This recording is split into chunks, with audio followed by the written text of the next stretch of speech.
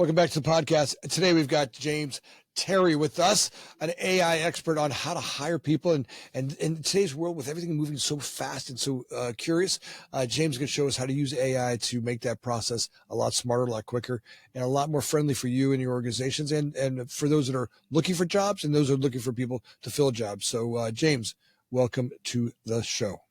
Thanks for having me, Anthony. And I know AI can be an encouraging and exciting and also a scary word for some people. And so it's exciting to talk about how we can really harness AI to be able to help create better outcomes for job seekers and clients. And really, hopefully, the people that are listening to this podcast, how can you use AI to be able to do more? Well, never before has it been, the margins are so thin. We can't afford to keep a whole staff of people on board for the inevitable big project that comes down the pipeline, right? I can't staff for the top of the wave. I got to staff for the bottom of the wave because my margins are so thin, right? I need to be able to then get big projects that come on board, but I need to be able to staff faster, right? I need to be able to get people from non-employees to employees and trained and moving faster. How does AI make that faster for me? Yeah, so I mean, when you're staffing, there's a couple of components that are really important. Number one, speed. You have to be able to staff quickly. Quality is another really important component. Like, you can do things fast, but they can be messy. And so you need to make sure you're maintaining a strong level of quality. And the third part of it is consistency, especially when you're looking at roles where you're hiring huge volumes of people. You can't have people turning over at a really fast pace. Otherwise, you just got this revolving door of talent that makes it really, really difficult. And so with speed, I mean, AI, it's kind of obvious. Like, AI can allow you to much more quickly go to market to be able to access the best candidates. Because if you think about it, who is going to get picked out first, right? If you think about high school or a kickball, right? Who are the people that are getting drafted for the team first? It's the best people. And so if you can be quicker to market to be able to access the faster talent by leveraging AI systems and having them move through the candidate process a lot more quickly, you're going to be able to get better quality. And that's the other part of it, is how can you use AI to be able to ensure that you're getting the best quality candidates to be able to drive the throughput. And then the third part of it is the consistency. So if you can move fast and you can get good quality, that's great. But what can you do to make sure you're retaining a workforce so you don't have this revolving door of talent that I mentioned? You can help ensure that, from day 1 to day 50, 60, 70, 80, 90, you're getting the type of throughput and productivity that you need, because it is expensive to onboard a new hire. And so I'd rather maybe even take someone who's maybe they're 80 out of 100. I'd rather take them if I know they're going to stay, rather than get 100 and have to go through a bunch of 10s, right? And have to filter through those to be able to find the good one. No, I mean, when you start thinking about AI and the ability to see employees differently, right? To be able to see them quicker. I mean, one of the hardest part about recruiting is reading through all the resumes, going through all the things, making all the phone calls, hunting people down. All of that stuff gets exhausting. Yep. So Indeed Flex is really trying to build a work where we can remove the resume, right? Like, something like 75% of people lie on their resume. But yet it is the necessary, like, every time you apply for any job, it doesn't matter what level it is, you have to give them a resume. Well, chances are 3 out of 4 times, there's going to be some type of lie on there. And then, as you had mentioned, you have to filter through hundreds and hundreds of resumes. And especially right now, where the job market is a little bit softer than it was. I mean, job postings are down over 10% over the past year.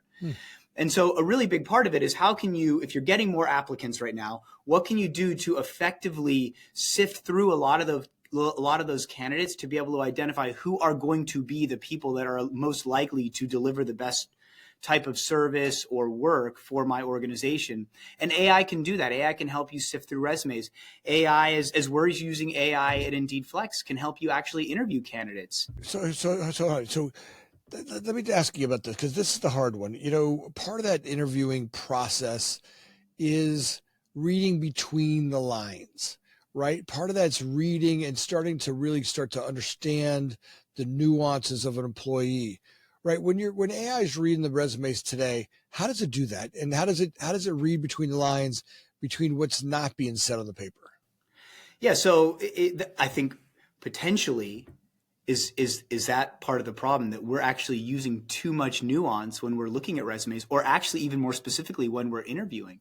People are actually not very good at interviewing. Like, think about how many people are hired, and then what the turnover rate is over the course of the first 6 months or year. Like, everyone listening can think of people that they've probably hired or their hiring managers have brought on that have ended up not working out. So we can't say that the gold standard is actually human beings interviewing.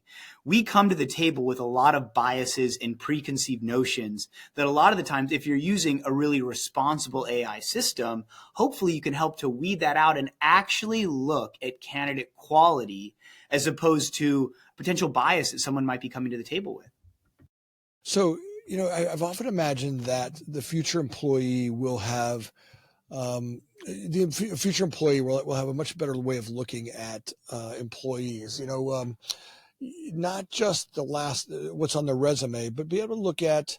I mean, kind of like what we have for Uber drivers, right? Today, Uber drivers have a rating system, right? You get 5 stars. Now, most of those ratings are a little skewed because most people just want to go, here's 5 stars, here's a tip, get out of here, right? They don't spend a deep dive into it. But I could almost predict a future where for employees where that rating sticks with you, right? And your want's going to want it to be a 5-star rating, right? You're going to want to have that because you're going to get first shot at the big gigs, right? As AI is really starting to develop that rating system, the stuff that you're working on, I think is part of that, right? You're really starting to look at the employee in a much smarter way. Yeah, I mean, if you think about it, like a big part of LinkedIn, and I don't know about you but whenever I'm hiring, I always go on a candidate's LinkedIn profile and I look at what are their recommendations look like. How many people have they recommended? What have they said about people they've recommended, and who has recommended them, and what have they said? But a lot of the times you can have a peer of yours or you can have anyone write a recommendation as long as you're connected with them on LinkedIn.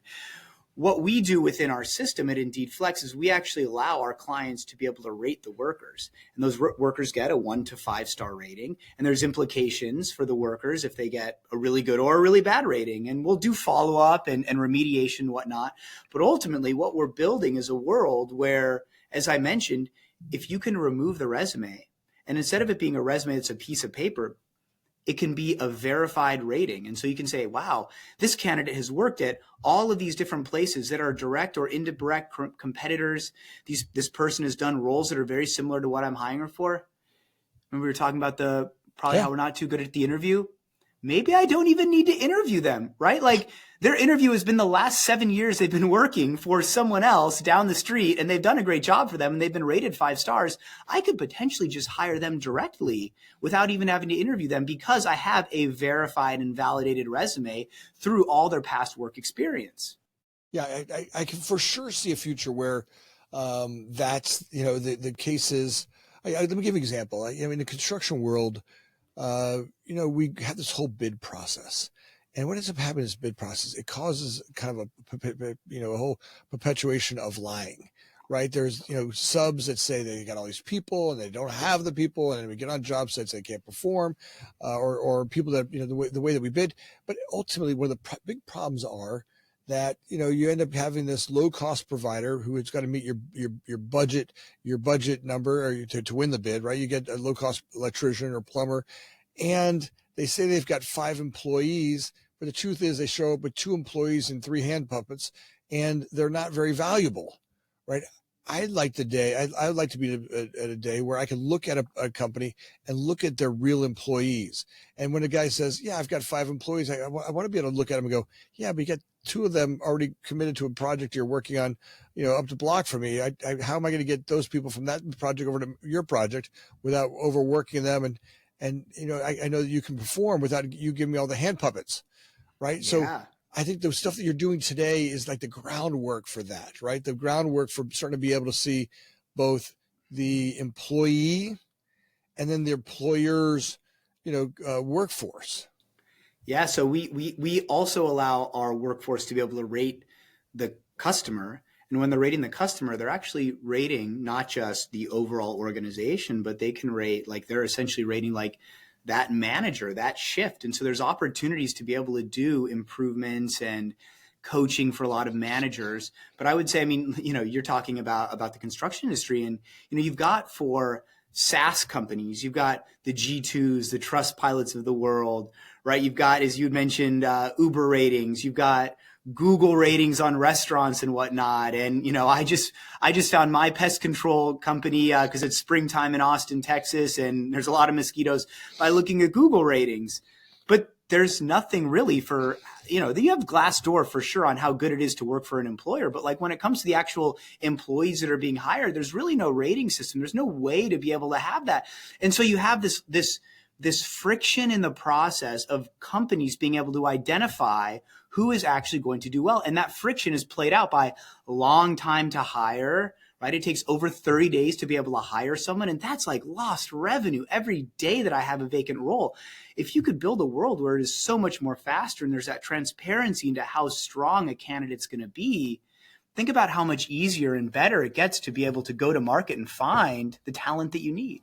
Yeah, no, and I think in the world we're about to face, that is a bigger and bigger and more important aspect of hiring that people don't realize. The speed to market with employees is going to change so much faster, so quickly.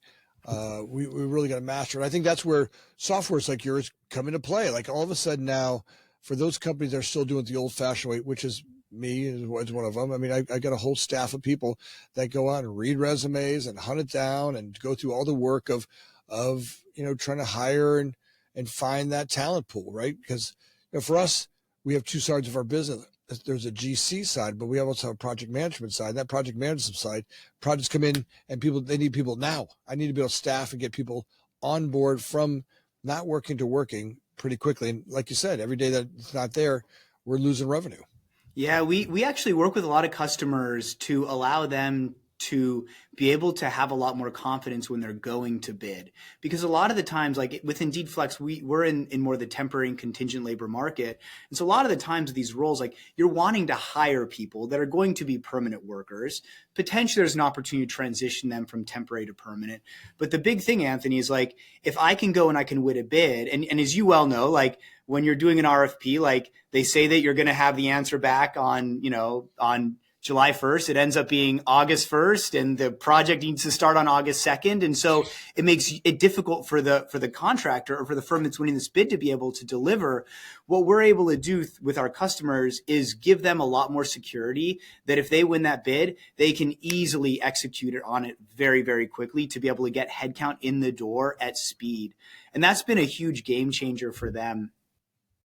Well, it's needed. I mean, the old school just doesn't get you there fast enough. It really forces us to bring on labor that's, because we can't trust the speed by which we find people, right? And then finding great people. That's the hard one. Finding really great people quickly is not. Those two things don't normally line up. Yeah, and I think that's where kind of AI comes back into it. Is it's not that necessarily your job is going to be replaced by AI. It's not that there aren't going to be recruiters anymore. I think the goal is how can you make the roles, the jobs, the tasks that recruiters are doing in this instance more high value? How can you have them focus on roles that are more strategic for the business? Like you would probably want your recruiters focused on hiring that CFO or that controller, not the data entry clerk. And so how can you use AI to allow the recruiter to be more productive, or really anyone in the business to be more productive? One of the particular tech CEOs said, it's not that AI is going to replace your job. It's that someone using AI is going to replace your job. Someone who's using it to be able to drive better productivity in what they're doing and drive better outcomes in what they're doing. Those are the people that are going to end up really shining over the course of the next couple of years. It's now time to start playing with it, right? It's time to start playing with the AI tools that are now presented to us. Just about every single conversation I've had today in some form or another has been, and AI has been twisted into it. And, more compelling than ever, we all get that those who are in it and those who start to master it will separate from those who aren't in it, from those who won't or aren't willing to look at it so quickly that their heads will spin, right? This is different than any of the other economic changes we've had, from the Industrial Revolution or shipping or, or any of those components. This one here changes so rapidly, so fast. The stuff that happened in the last 2 months in AI would have taken 10 years before. Oh yeah. I mean, I can think of probably 4, 5, 6 different projects that myself and my team have done over the past couple of months where we have leveraged AI, and it's helped us create information, content that is more relevant, more specific, more quickly for our customers and for our workers. And so it's such a huge game changer. And I think that, to your point, it's you think about the Industrial Revolution, like, those are the things that, hey, if I'm in a factory or a warehouse, or if I'm at a farm, like, it takes time for those changes to happen, right? Like the way the world evolves takes weeks, months, decades sometimes before that huge evolution happens. You think about like when the semiconductor industry started in the 60s down to like where the iPhone gets released in the early 2000s. That's, you're talking 40 years. With AI, I mean, in the past, like 2 years, things have changed. And like, I don't know if you noticed, but if you have a Google alert for like OpenAI or any of these AI companies, like literally every week they're releasing a new product. And it's not a new product that's like ethereal. It's a new product that, Anthony, you can go use today, right? No, I mean, what came out, and being that we watched on the show, we talked so much about AI. I'm attracted to all of literally the breakthroughs that come through multiple times a week that are what would have been maybe once every 5 years before. I mean, I don't know. There were a long time in between before. The one I saw this weekend that just blew me away was where we've gone with the glasses that are interactive, AI into glassware, into glasses. It blew me away this week. I watched, the Meta glasses, the Google glasses, be able to go from, a couple of things that it can do to interacting with you just like it's you. Look at pictures, look at photos, look at places, remember names, literally become an iteration of yourself through the glasses, just to augment that, your memory, your information capacity. And it's fun, right? It's like a fun, and if you're willing to play with it, look, you can also get scared. I mean, I think a lot of people that I notice, there's kind of a part of the population that shuts down. It's confusing for them. They don't want to integrate. They don't want to go that way. They're afraid of the change, so they shut down and like, that's it. This is bad. I can't do it. They go into the shutdown mode.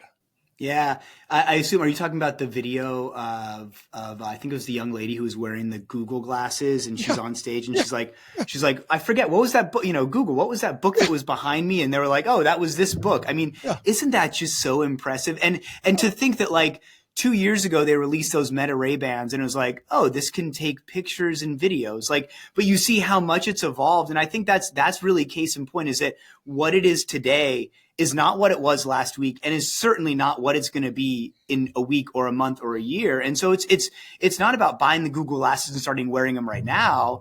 The iteration today is going to be so much better at such a faster pace. And so it's like, how can you just start using it, start getting involved in it, and start testing it out? Because it's not going to be able to replace every different part of your job or every different part of what you do on a day-to-day basis. But there are a lot of things that it can help you do. And it's not that it's helping you do in a way that means that you're not important to an organization. It's things that you can do to be able to get more time back, to do more value producing things. That's the really important part of it, Anthony, is how can you use AI to become more productive and to be able to just do a better job for your boss? And for, like, in me in a leadership position, I think about, how can I use AI to be able to help enable my team to do a better job? Absolutely. This morning I spent all morning working on, we go through estimates. A big part of a company of our size is the number of estimates that we go through in a given week. And there's a large team of people in our organization that spend an enormous amount of time going through bids, right? Plans come in, being able to look at the plans, break them down, get scopes and material lists for all those, so then we can put together pricing, right? And it's a huge weight, because if you mess it up, that's the heart of a great successful construction company, is that you've got to be able to bid them well, right? So the problem is the amount of weight and risk associated with that, right? Not doing it well becomes this concern that weighs you down and slows down the organization.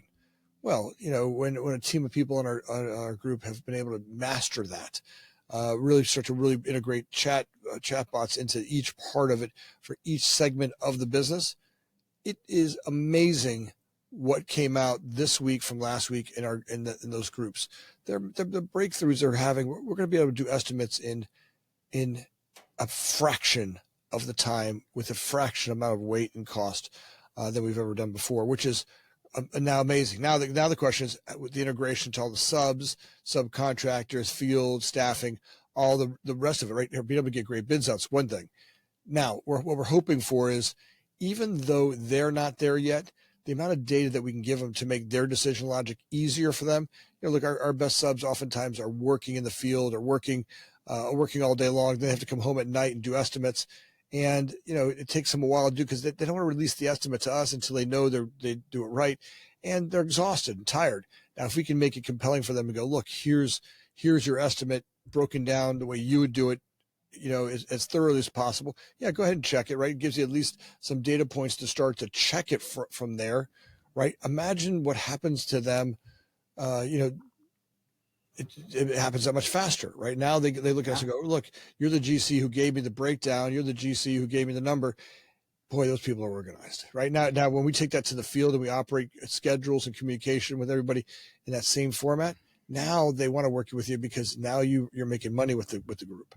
Right now, they make better money with us than they do with other companies that are unorganized, aren't given these tools, right? Aren't given look aheads that give them clarity of vision, as things shift, readjust, and communicate again. Because most construction sites are, day 2 of a schedule. You might as well take the schedule out to the porta potty and put it out there, because it's blown by day 2. Yeah, I mean, it's data points to estimate, but then the other side of it is, you need to make it really easy for them to respond, right? Like within RFPs, I mean, I'm sure it's like thousands and thousands and thousands and thousands of words. And how can you create a library that makes it really easy to be able to send those bids out that have best practice information? So it's going to be a certain amount of consistency for CDO or whatever organization is bidding. But then the other part of it, I think, to your point, is like, how can you make it really easy for people to make changes? And so, like, while at Indeed Flex, while we have a tool to allow our clients to be able to leverage AI to do the interviews and the onboarding and the resourcing, on the other side of it, as like, a lot of our clients are in distribution and logistics. Like, their schedules change a heck of a lot as well. And so, hey, we just found out that we have a huge order that's coming in and a bunch of truckloads. We're going to need a lot more people starting tomorrow.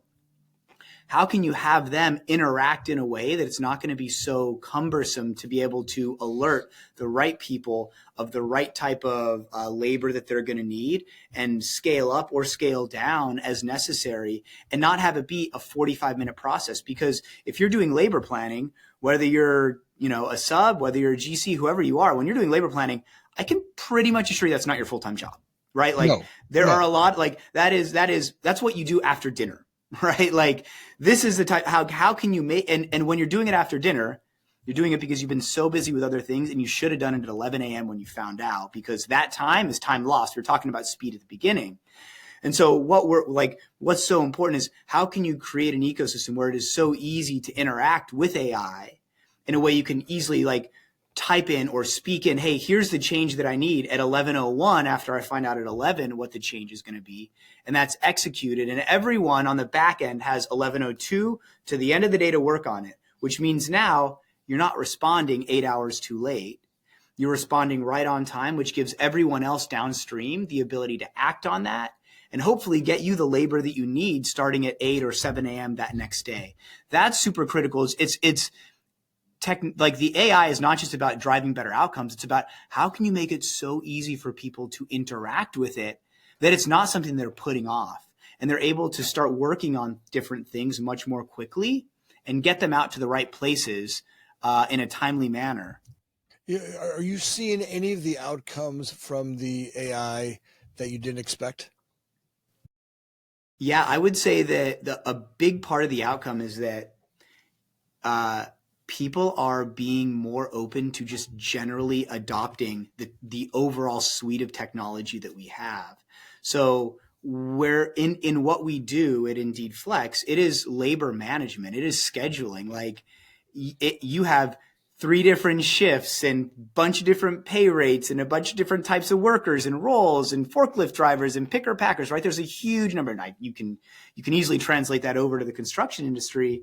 And so it can be a little bit hairy to have to actually go in and interact with that in a technological system.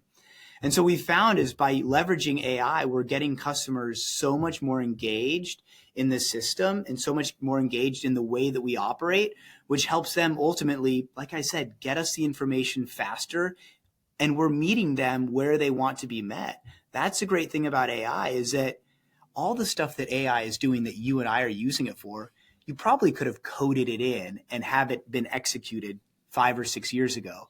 But now it's at such a point where we can just talk into the AI system or type something in, and it does what we want it to do. It understands. That's large language model is all about. It's understanding the context of what we're saying. And so by meeting customers and businesses where they are, we're able to have them engage across the suite of our entire product set in a lot deeper of a manner, which is driving just much better results for them. Can you see a day where humans are out of the hiring process, where you go from need to find to hire to onboard humanless? I think there are probably certain roles where you're going to be able to do that. It's an interesting thought right there. Like that getting that last human out of the process is that's a tough one, right? Being able to get, but from where you're sitting right now and all the development work you're doing, can you see that? One of the things we talk about in Indeed Flex is how can we make it so easy, as easy to find a job as pushing a button. That's essentially what we're talking about here. If I have a verified resume and I can do maybe I don't even need to do an interview, but if I do an interview, can it be through AI? Can I then be matched with the right job according to my past experience and then also my interview? And then once essentially where a human potentially might need to come in is like that final validation. But if it's in a role where it's relatively high volume, a lot of the times you don't need to have that final validation. And then the rest of it just becomes the operational process of like onboarding and, signing the NDA and electing the health benefits or whatever it might be. And that all should be able to be automated because that's not super value added. It's really important. It's really critical. But, if you can do it in a way that's going to be, you can just click through on your phone. Why not? So yes, I think that there will be certainly roles that are completely automated, but I think that what that does is that allows recruiters, talent acquisition to focus on more important stuff. It allows them to be a bigger partner with the operational teams. It allows them to focus on higher value roles. I mean, so often, I don't know if this happens with you, but so often we'll go to our talent acquisition teams or our HR teams for our clients and we'll say, hey, you know what? You've got these 3 or 4 different things about the way that you operate that we think are actually very, are not very friendly when it comes to the candidate experience. You're asking everyone to work 12 hours, but you're sending them home early, or you're asking everyone to work on a weekend, any number of things, right? Like your location isn't climate controlled, right? You're not able to play music, right? Or have headphones. There's a whole number of different things. And a lot of the times the response is, well, sorry, James, that's just what the ops team tells us we have to do. Right? We're just the middleman, right? We're telling our staffing partners what we need and we're getting that information from our operations team. And so if you can remove the need for that HR and talent acquisition team to have to do all the interviewing and that tactical work and have them actually be a business partner of the operational team, think about how that flow of information will help drive changes from the operational team, which will allow for a better experience for the candidate and for the worker, which then now we've got a beautiful flywheel. Worker's happy, worker does better work, worker doesn't turn over as much. Operational team is happy because they have lower turnover, right? And we start to have this really beautiful flywheel where the feedback loop is happening and helping to create a better experience for the candidate and the worker, which is then creating a much better experience for the client. So they increase their throughput, their productivity, their workforce. Well, like the higher level stuff that HR can be doing compared to the mind numbing, reading through resumes and interviewing over and over again. Look, automating that to become an AI agent that truly is making decision logic, not just an algorithm, not just a code driven algorithm, right? Real decision logic and intuitive behavior, starting to see that. I think that's the big shift that's about to happen, is that piece right there. Now you get HR people who really become human resource, really looking at your human capital and going, all right, how do I make this human capital more valuable to our organization? What are the things that we do to make the human capital piece, a valuable piece? I mean, how do we train them? How do we motivate them? How do we bring human capital up, right? Because ultimately, isn't that what grows the company, right? Growing great human capital is ultimately what makes the organizations I've run. It's just finding the humans, and they all come to us with a different life experience to the point they're there. Now our leadership role is to get them here and start to work with them to maximize their capacity. Yeah. What I mean by that, their happiness, their ability to do work, their ability to see the work, their ability to be intuitive, not to get stalled on decision logic, right?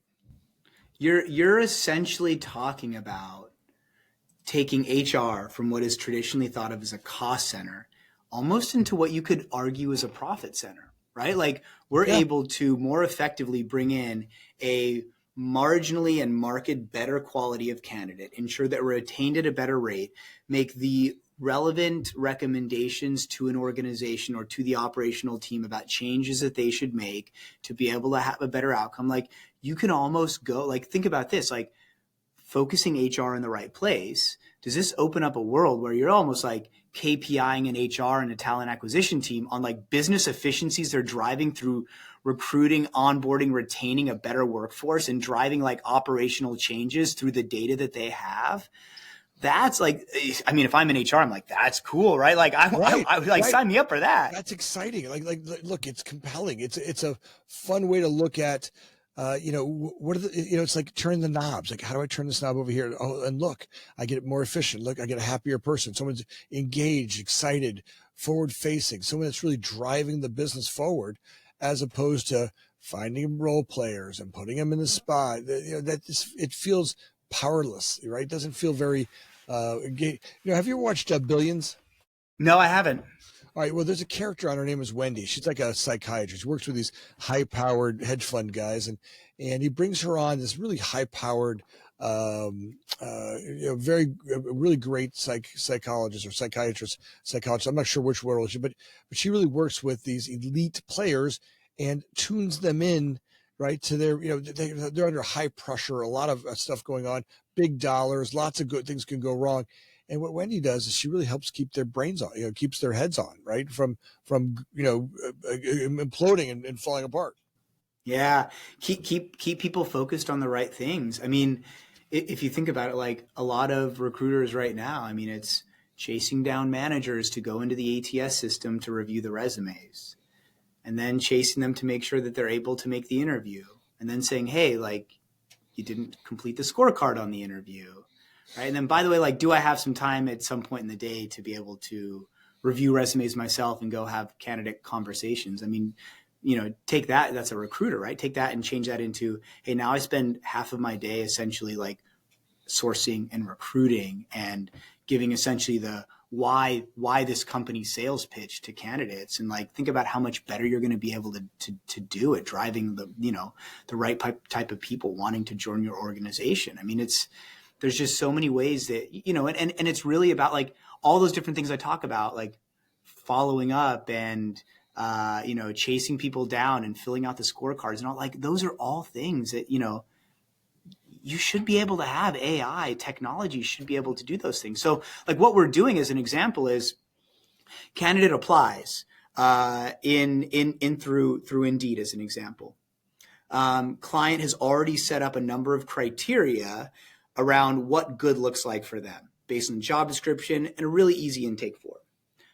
Or conversation that we take, and then we can translate that into the skill sets. We then look at resumes, and we'll whittle down the 100 resumes down to 30 people automatically. And then candidate, the top 30, will receive requests to do an AI interview.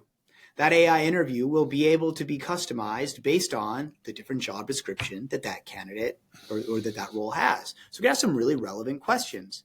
And then what we do from there, and right now, by the way, like we're doing human testing of it, right? So we're making sure that like someone is still listening in the short term because like this is very new. Yeah. So you have to make sure like someone's still listening like to the recordings of these interviews and that like there's nothing, you know, that we're filtering candidates in the right way. Anyways, then what happens is client can log in on a dashboard and see here are the candidates that have interviewed for this role. And here is essentially like good, better, best. Down to your top, call it 3 to 5. And then, hey, do you want to just offer them a role or do you want to schedule a follow-up interview? But then here, think about this. Like I talked you through all of these different things, but picture a world where like you post a job. We already have all this information. We can immediately send out these interview requests based on the candidates that are out there that have shown interest in this role. 3 hours later, those interviews have been done. You already have the top 5 candidates. Right? Like that's how fast the system can work. So whereas previously it's taking 7 days to be able to go and filter, right? Like you see where I'm going with this, it's about speed. Right. Yeah. Look, the differentiating factor of what you're creating with the software is nuts. James, I gotta tell you, it's fun watching this unfold. You know, your enthusiasm for creating this process that just takes the hell out of hiring people. You know, just where you go from this as you continue to unpack and unwind and create this. I want you to come out and celebrate more of it because I want the audience to see it, continue to look at it and go, this is just, you know, for me, watching what you're doing is just awesome. It's a lot of fun. You're taking the pain out of the people, the process. And ultimately, it makes us better, smarter, faster companies that are more agile, right? Especially for us, way more agile than ever before. So I'm grateful for this work that you're doing. Hey, Anthony, thank you so much. I mean, I wake up every day and I literally, at least a couple of times a day, I think to myself, like our motto at Indeed Flex is we help people get jobs instantly. Like, how can you not be excited for that every single day, right? Like the motto of our company is like, it is such a great cause and we're so excited to be doing this and really helping to ultimately create a better outcome for our customers and then also the people that are going out and trying to put food on the table. Because as we all know, you do not live to work, you work to live. Well, James, it's a lot of fun watching what you're doing and keep it going. Please come back on the show anytime you want to celebrate. Hey, if people want to get a hold of you and come, get a job using the software, using Indeed Flex, what's the best way for them to do that? Yeah, they can go on to indeedflex.com. They can, there's a quick sign up link. If they're a job seeker, there's one link. And if they're an employer, there's another one. They can reach out to us. Very easy to find us and engage. We're happy to have a conversation. Well, we're going to put the links to all of that down below. So audience, if you want to do that now. If you're looking for a great job and or your employer looking for someone to help you weed through the pain of hiring people, bring Indeed Flex on. So grateful for having you on the show today. Thanks a lot. Audience members, last week, another blowout week. I can't believe how many of you guys downloaded the show. We broke 68,000 subscribers and just blew me away. But we noticed that a lot of you made it to the end of a show and you weren't subscribers. If you could just take a second and do that now, it means the world to us and Alyssa and Joe and the people in the background that run the podcast and find amazing guests like James Terry to come on board. The numbers do make a difference in us finding great guests. So if you could do that now, I'd be so grateful. And as always, thanks for listening.